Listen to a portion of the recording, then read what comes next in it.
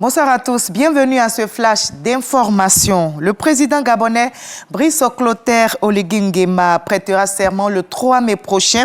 Quelques jours avant l'investiture, le Gabon envoie un émissaire à Abidjan. Il s'agit du vice-président du pays, Joseph Ber, qui a été reçu aujourd'hui même par son homologue ivoirien Temoko Meliette Koné.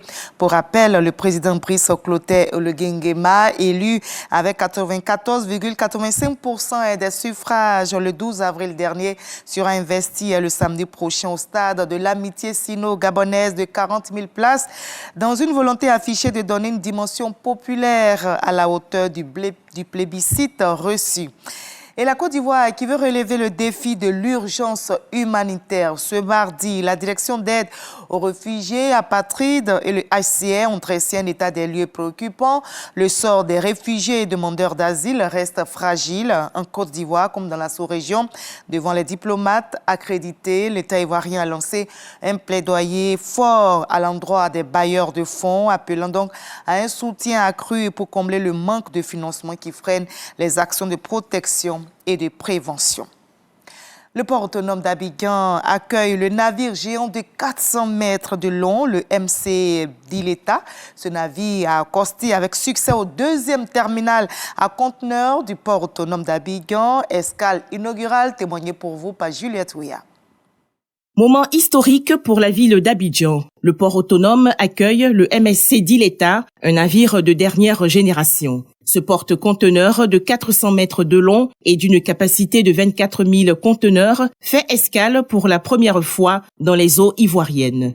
Ce navire confirme et renforce notre engagement à investir dans l'avenir, tant pour notre compagnie que pour la communauté portuaire et notre clientèle.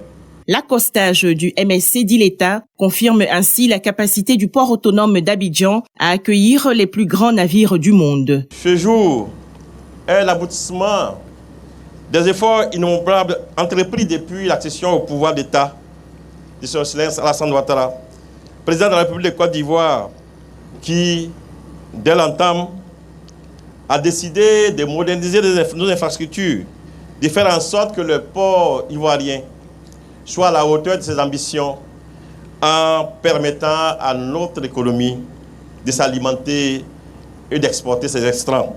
Ces dernières années, le port autonome d'Abidjan a considérablement renforcé sa capacité d'accueil grâce à d'importants investissements, notamment la construction d'un second terminal à conteneurs et l'élargissement du canal de Vridi. Je continuerai à soutenir avec détermination tous les projets qui contribueront à renforcer le rayonnement maritime de notre pays. Ensemble, nous poursuivons cette dynamique dans un esprit d'excellence. De nouvelles escales de navires de taille similaire sont prévues au cours de cette année 2025.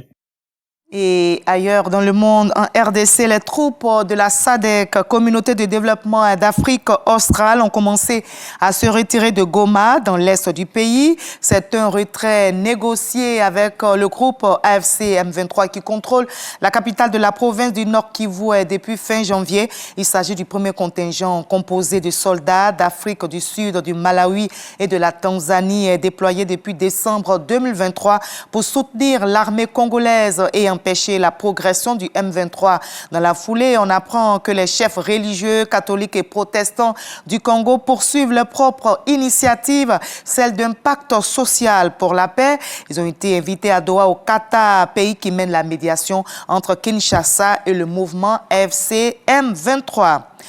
Et la situation humanitaire au Soudan qui continue de s'aggraver, c'est notamment le cas à Khartoum. La plus grande partie de la capitale a été reprise par l'armée fin mars dernier, mais les FCR, les forces de soutien rapide, conservent quelques poches de résistance dans l'ouest et le sud de la ville. Les combats continuent alors que des déplacés commencent à rentrer. De nombreuses dépouilles sont toujours présentes dans la capitale et leur retrait devient une urgence sanitaire. L'ONU s'inquiète de la situation dans le pays.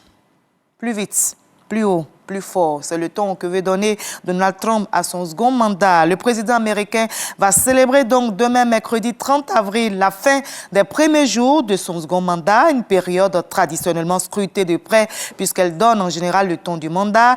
La comparaison entre le Donald Trump de 2017 et celui de 2025 montre une continuité. Durant ses 100 premiers jours en 2017, on se souvient, il avait signé un nombre record de décrets présidentiels, 32 ans, un peu plus de 3 mois. En 2025, il est passé à un rythme industriel. Au 28 avril, il n'avait déjà signé 139, un record. C'est presque autant que Joe Biden sous son entière mandature, 160.